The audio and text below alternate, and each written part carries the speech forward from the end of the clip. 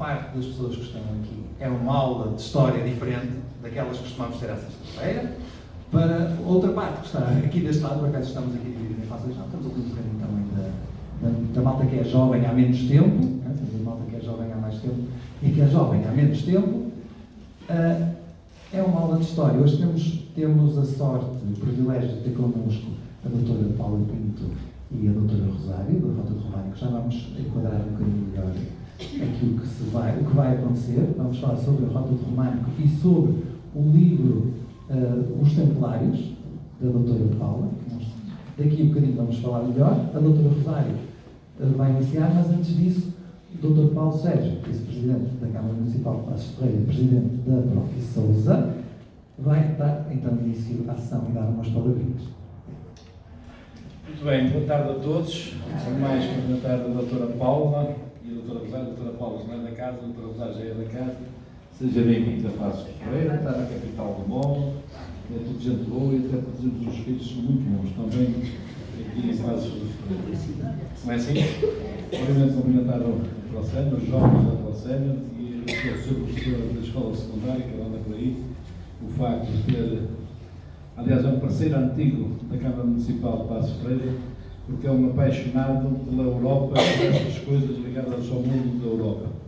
E tem participado muito na nossa Assembleia de Jovens, por isso muito obrigado também por participar nesta atividade, uma atividade proposta por um departamento da Prof. Sousa. Eu estou a falar pedindo para si, que é para fazer um enquadramento, porque eles conhecem esta história toda.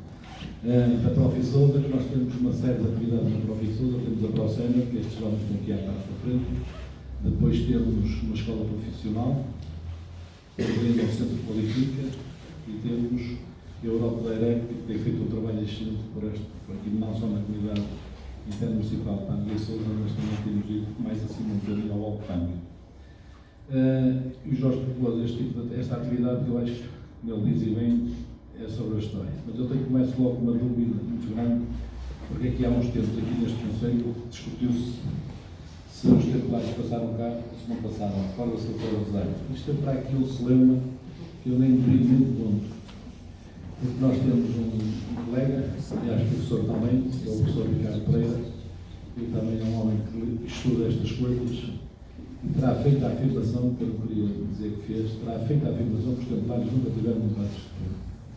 É certo que existem ali alguns símbolos dos templários, e isto já provocou aqui uma discussão bem acesa sobre o assunto, e eu vou estar aqui também para ouvir mais um bocadinho sobre este assunto, para ficar ainda mais rico, eu sou ainda muito pobre nestas áreas, e eu acho que os alunos, quer os jovens, quer os jovens, devem ficar a perceber mais um bocadinho sobre isto. Se a determinada altura tiver dados que nos possa confirmar isto, para mim era importante. Se não tiver, passa à frente, e a vida fica conforme está, e depois nós vamos discutir essas coisas. A doutora Rosário, como é da casa, muito obrigado mais uma vez por participar neste tipo de atividade. Vocês não vão falar sobre a Rota do Románico, que hoje toda a gente conhece. A única coisa que vocês, se calhar, não conhecem alguns, é o Centro Interativo da Rota do Románico em Lousano. E vale a pena fazer esta viagem. Portanto, peçam à doutora Rosário, marquem o dia e a hora que ela faz esse favor, e não no município de Passos Ferreira, ela faz esse favor.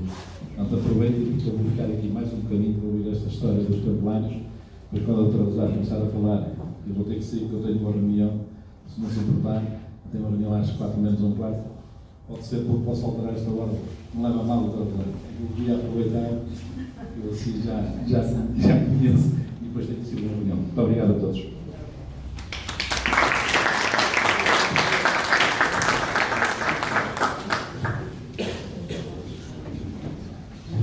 Então, alterar aqui a ordem, vai passar a doutora Paula Pinto. A doutora Paula Pinto é professora da Faculdade de Letras da Universidade do Porto, é vice-presidente do Conselho Científico da Faculdade de Letras da Universidade do Porto, é especialista no estudo das ordens militares, das ordens religiosas e militares em Portugal, por isso é de facto uma sorte para nós e um privilégio termos aqui a professora Paula Pinto hoje connosco a falar da Ordem dos Templários. E, especialmente, porque para alguns de vocês que estão presentes nas minhas aulas, é a oportunidade de colocarem uma cara nas histórias que eu às vezes conto relacionadas com a Faculdade de Letras da Universidade do Porto e algumas personagens que se cruzaram comigo e que eu tive a sorte de me cruzar com elas, porque a doutora Paula Pinto foi minha professora de História durante a licenciatura e durante o mestrado também.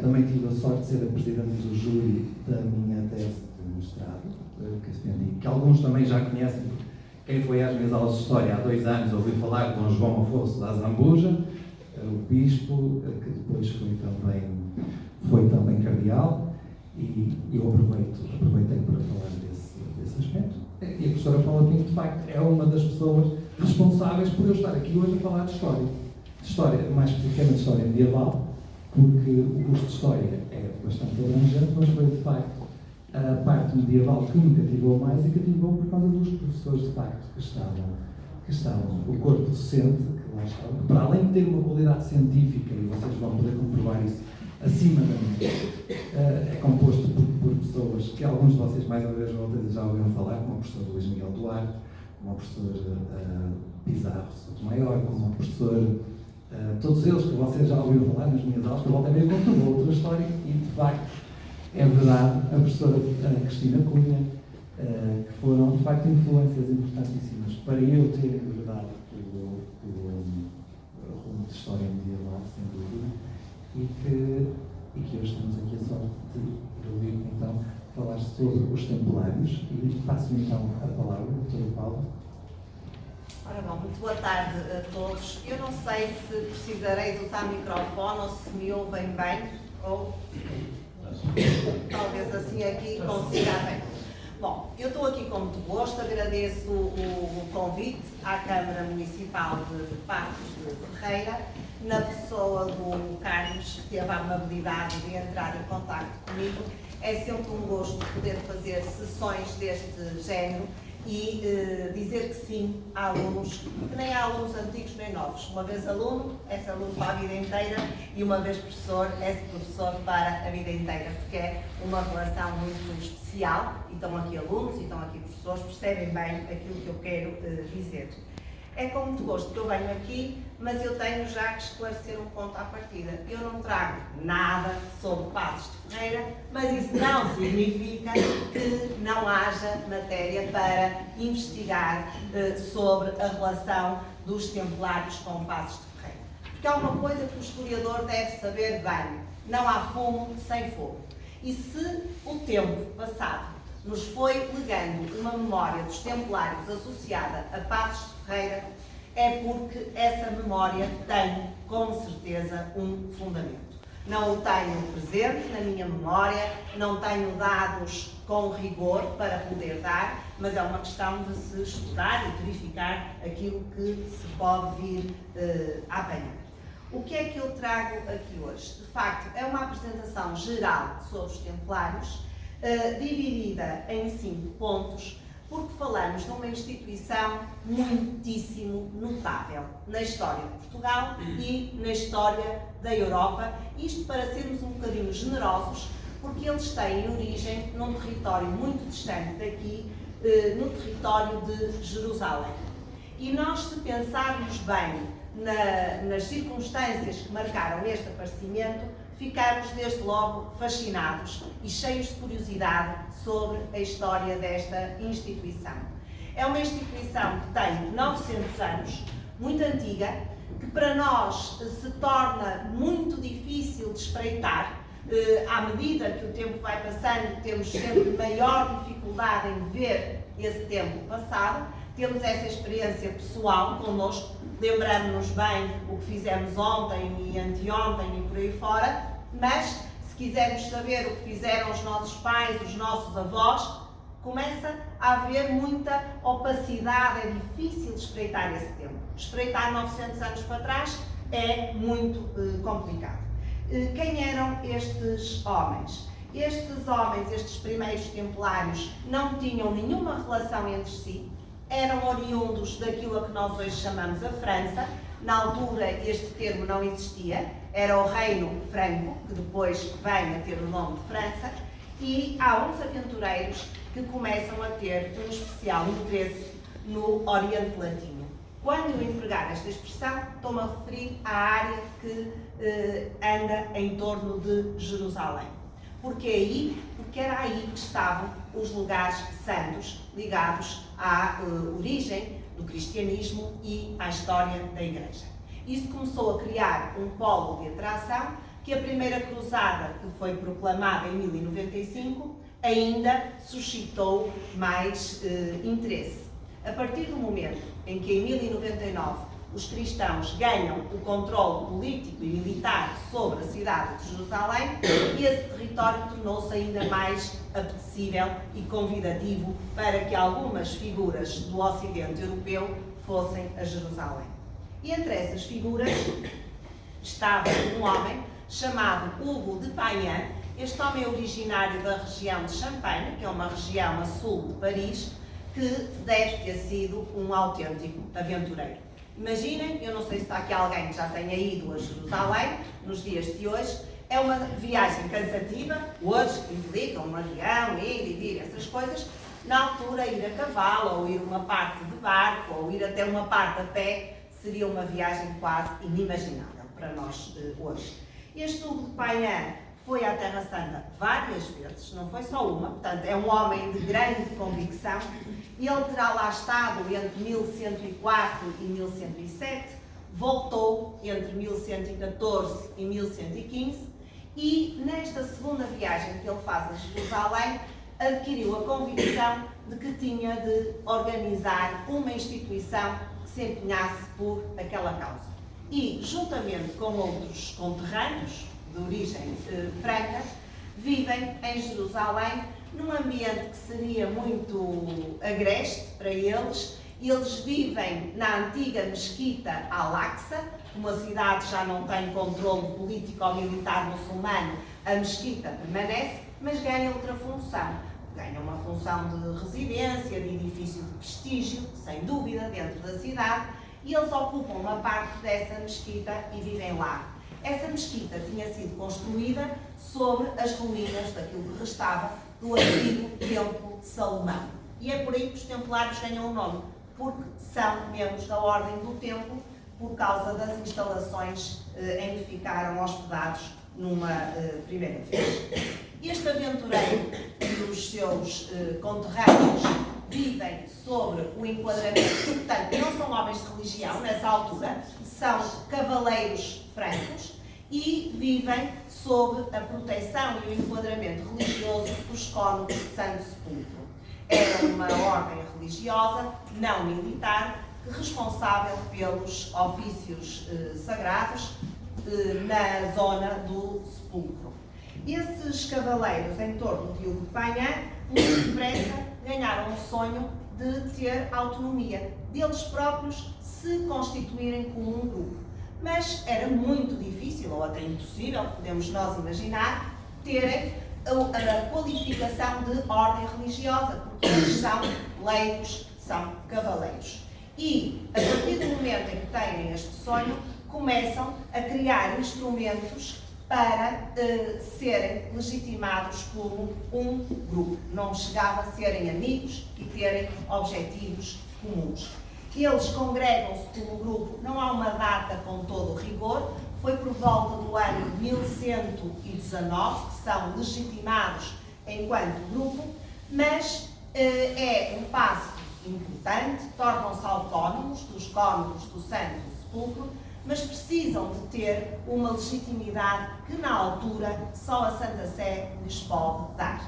E para o conseguirem, mais um passo, convidam uma figura muito especial na Europa da altura, um homem, um intelectual de grande graveira, São Bernardo, que na altura não era santo, era um homem Bernardo, era o maior intelectual da Europa do século XII, tinha fundado a Abadia de Claraval para que ele escrevesse um texto que entusiasmasse os freires, que lhes desse unidade e que mostrasse ao mundo a utilidade deles. E eles anunciam um objetivo muito claro. Nós queremos ser um grupo para fazer a guerra em nome da defesa dos lugares santos. É esta a grande divisa, se assim podemos dizer, dos templários. E São Bernardo escreve o texto que depois serve de ponto fundamental para os legitimar. Quando é que esse texto produz os seus verdadeiros efeitos? Por volta do ano de 1129. Reparem, passou uma década, desde que eles tiveram o sonho de se autonomizarem até serem legitimados. O que é que se passa nesse ano? Passa-se que o Papa convocou uma reunião da Igreja, uma reunião magna, tem o nome técnico de concílio, para a região de Champagne, precisamente a terra natal do Hugo de Payan, numa cidade chamada Troyes. O concílio reúne-se, nesse concílio reconhece-se que, de facto, aquele texto escrito por Bernardo era o texto matriz dos cavaleiros, como o São Bernardo escreveu, a nova milícia, e com isto dá-lhes um carisma novo. Não existia dentro da Igreja até essa altura, porque a Igreja até essa altura só reconhecia uma forma de dedicação religiosa, que era a vida monástica, e tínhamos o clero regular e, para além do clero regular, o clero secular, que eram os bispos e os párocos, os padres ligados às diferentes paróquias. E eles são legitimados, então, em 1129. Por isso chegamos ao momento 1, ou seja, existem os templários. São poucos, muito poucos. Acredita-se que este grupo de pioneiros fosse constituído por 9 homens, teriam outras pessoas em torno deles, mas os principais eram esses, e a partir desse momento colocavam-se todos os desafios. E um que eles tiveram, que é muito surpreendente, totalmente espantoso, é pensarem no mundo a uma escala não local. Os templários nunca são conformados, estão sempre inquietos à procura de algo mais. E a primeira linha de rumo é: a Terra Santa é insuficiente, e têm de, pelo mundo de então, procurar apoios para essa causa. Precisam de reconhecimento, precisam de prestígio, precisam de pessoas que entrem para a instituição, precisam de beneméritos, precisam do apoio dos reis, precisam da confiança dos bispos, da confiança do Papa, e tudo isso não se consegue de um dia para o outro. E para darem um pontapé de saída, vão fazer uma viagem pela Europa para cativar esses apoios. Essa viagem tem um trajeto muito próprio, é Roma, é um bocadinho de toda a França, até chegar à zona natal deles, ali a Grande Paris. É o Canal da Mancha, mais a norte, atravessam, vão para a Inglaterra, fazem ali uma boa parte de uma viagem muito interessante para a Inglaterra. Ao que tudo indica, esses pioneiros não terão chegado à Península Ibérica. Mas isso não nos deixou para trás, porque, curiosamente, na Península Ibérica, os templários têm um pioneirismo enorme. Porque eles não vieram cá, mas porque a Península Ibérica soube ir lá. A Península Ibérica tinha uma história muito viva nessa altura, tinha homens de proa indiscutíveis e que também não sabiam viver à maneira comum do homem medieval. O homem medieval mais comum é muito resignado ao seu local, à sua terra, à sua casa, à sua aldeia, à sua vila, à sua cidade, mas havia sempre aqueles que pensavam para além de. E em Portugal também havia várias figuras que tinham o sonho de ir a Roma, de ir a Jerusalém, não apenas por fervor religioso, mas também por razões políticas, porque isso era determinante. E nesses encontros culturais a grande escala, alguém terá tomado conhecimento com a existência dos templários e criou-se uma rede de atração dos templários para Portugal.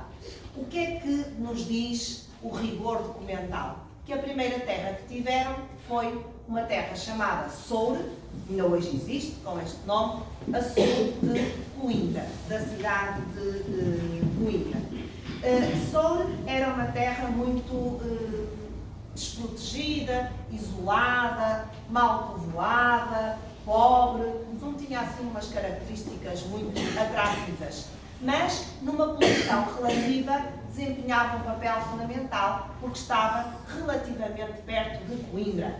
E Coimbra era a cidade crucial do sul de Portugal.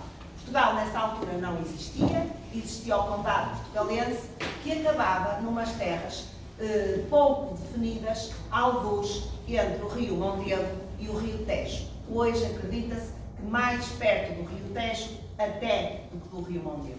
E nesse sul tão distante, porque o coração de Portugal é o Entre Douro e Minho, é a cidade de Guimarães, muito por residência da família Condal. A cidade de Coimbra foi o primeiro grande ponto a sul. O que era Coimbra nessa altura? Era uma cidade também muito pequenina, sem um prestígio muito especial, que a distinguia era por ser o ponto mais a sul.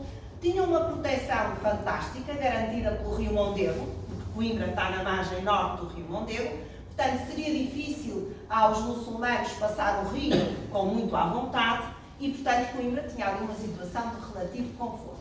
Em 1130, Dom Afonso Henriques muda-se para Coimbra e Coimbra começa uma nova fase da sua história, começa a crescer, ganha instituições de muito prestígio a partir desse momento, mas Coimbra precisa de um território que lhe dê grandeza, que lhe dê proteção. E é nesse território que está Souro, e é por isso que a Condessa Dona Teresa, na altura já viúva, porque o Conde Dom Henriques já tinha morrido, esta senhora é a mãe do Dom Afonso Henriques, que doa Souro aos templários.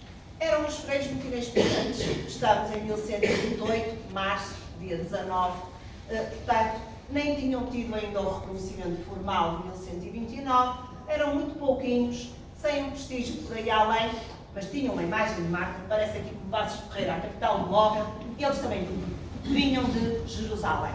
E isso contava naquela altura e conta hoje, é muito importante. E eles fixam-se em Souro, mas nesta investigação que fiz para o livro, acredito com uma boa dose de rigor, que Souro não tenha sido a primeira terra. Há indícios de que eles possam ter estado informalmente em Braga, primeiro, meia dúzia de anos antes, desde 1122, onde terão umas vinhas, umas casas, uma propriedade pequenina. Porquê Braga? Porque Braga era a cidade mais importante do Condado portugalense. Era a sede da arquidiocese mais notável e, portanto, eles tinham que lá ir explicar os objetivos deles, ganhar apoios e, portanto, eles, deste modo, instalaram-se em Portugal.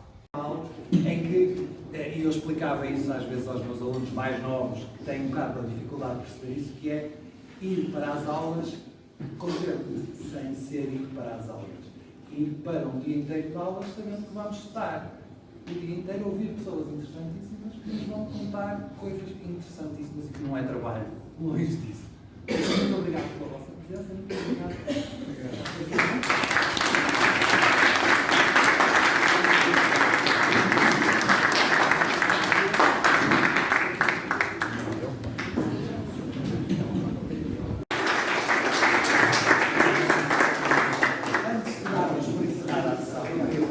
Se alguém tem alguma questão para fazer às nossas convidadas.